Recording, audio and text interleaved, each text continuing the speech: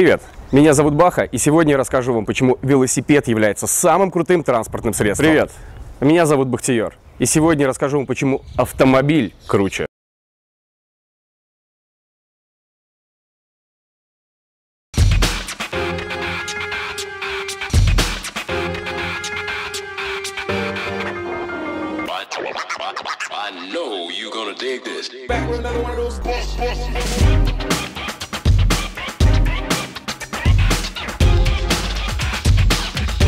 Выхлопные газы – это побочный эффект сгоревшего топлива в автомобиле. Вместе с ним в атмосферу попадает огромное количество токсинов и канцерогенов. По словам представителей экологической организации «Маленькая Земля», в Душанбе на долю автотранспорта приходится до 80% загрязнения воздуха.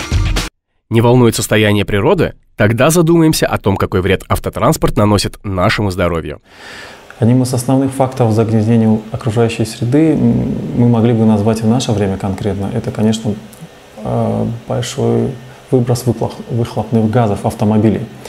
Ведь именно в них содержится очень много отравляющих для нашего организма веществ, таких как оксид азота, никель, свинец и так далее.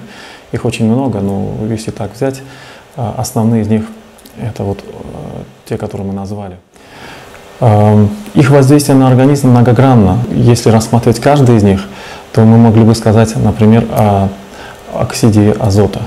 Это токсическое вещество всасывается, попадает в наш организм и отрицательно влияет прежде всего на легочную сферу. То есть могут приводить к различного рода хроническим заболеваниям легких, вплоть до перехода в онкологические заболевания. Кроме этого компонента есть пару других компонентов, таких как, например, сам свинец. Мы знаем, что свинец очень токсический сам по себе элемент, и большое количество свинца в любом организме может вызвать необратимые процессы болезненные. У нас в стране до сих пор действуют те стандарты, которые были приняты еще в советское время. Многие из них, как вы понимаете, очень устарели.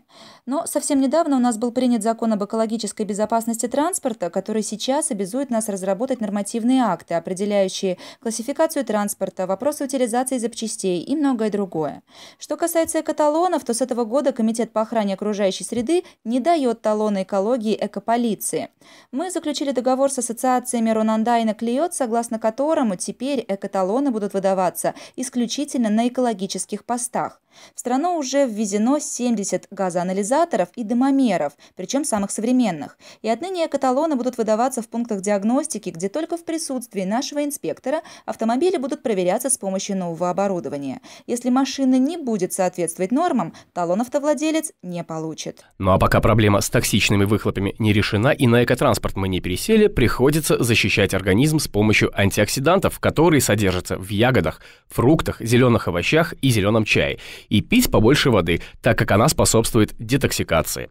Такой допинг помогает организму справляться с последствиями вдыхания химического коктейля и поддерживает здоровье. Свежего всем воздуха и здоровья!